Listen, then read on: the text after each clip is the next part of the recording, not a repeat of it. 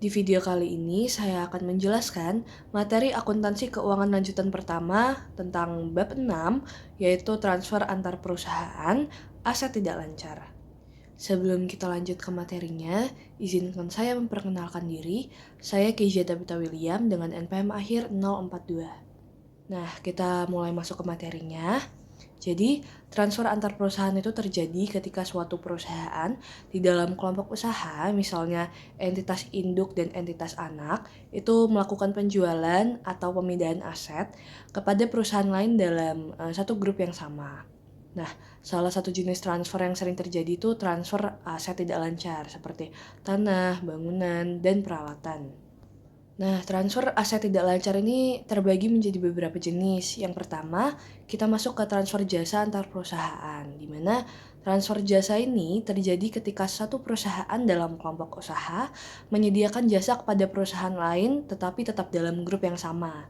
Nah, dampak akuntansi dan eliminasi dalam konsolidasi, yaitu perusahaan yang memberikan jasa akan mencatat pendapatan jasa, sedangkan perusahaan penerima mencatat beban jasa. Dalam laporan keuangan konsolidasi, transaksi ini harus dihapus agar tidak terjadi pengakuan pendapatan ganda dalam grup. Selanjutnya, kita masuk ke transfer aset berupa tanah. Jadi, transfer tanah antar perusahaan dalam kelompok usaha itu bisa terjadi karena adanya restrukturisasi bisnis atau kebutuhan operasional. Nah, karakteristik khususnya tuh misalnya tanah dijual antar perusahaan dengan harga lebih tinggi dari nilai buku. Maka, laba harus dieliminasi dalam laporan keuangan konsolidasi. Nah, jika terjadi kerugian, eliminasi juga tetap dilakukan, kecuali jika terdapat indikasi bahwa nilai tanah itu benar-benar turun. Eliminasi itu dilakukan tujuannya agar nilai tanah dalam laporan keuangan konsolidasi tetap mencerminkan nilai historisnya dalam kelompok usaha. Selanjutnya kita masuk ke transfer berupa aset yang disusutkan. Nah, transfer aset tetap seperti bangunan, kendaraan, atau mesin yang mengalami penyusutan itu akan berdampak pada laporan keuangan konsolidasi. Transfer aset tetap antar perusahaan dalam satu kelompok itu harus dianalisis dengan cermat agar tidak mengakibatkan laba fiktif dalam laporan keuangan konsolidasi.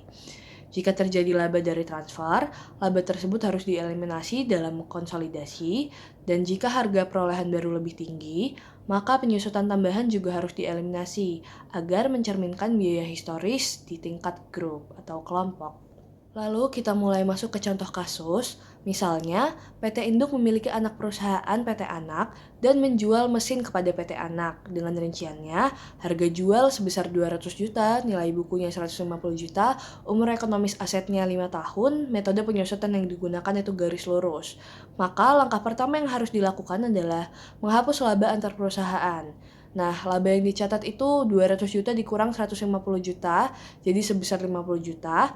Dan jurnal eliminasi labanya di debit laba ditahan 50 juta, di kredit mesin 50 juta. Nah, langkah kedua adalah menyesuaikan penyusutan.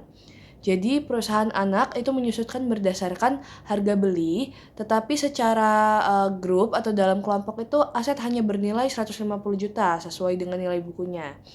Nah, penyusutan tambahan akibat kenaikan harga itu 200 juta dikurang 150 juta dibagi dengan umur ekonomis asetnya, yaitu 5 tahun. Jadi, sebesar 10 juta per tahun.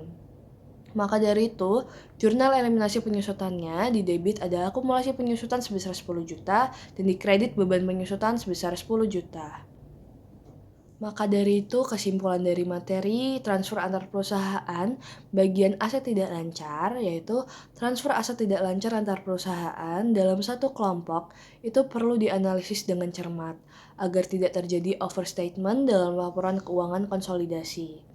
Eliminasi laba antar perusahaan dan penyesuaian akumulasi penyusutan juga merupakan bagian penting dalam proses konsolidasi untuk mencerminkan informasi keuangan yang wajar bagi pemangku kepentingan. Transfer jasa antar perusahaan itu hanya mempengaruhi pendapatan dan beban yang harus dieliminasi dalam laporan konsolidasi. Transfer tanah antar perusahaan juga tidak memiliki dampak penyusutan, tetapi laba rugi dari transaksi harus dieliminasi. Dan transfer aset yang disusutkan itu memerlukan eliminasi laba dan penyesuaian penyusutan hingga dampak transaksi hilang. Demikian materi dari akuntansi keuangan lanjutan bab 6, transfer antar perusahaan bagian aset tidak lancar. Untuk kurangnya saya mohon maaf. Saya akhiri, terima kasih.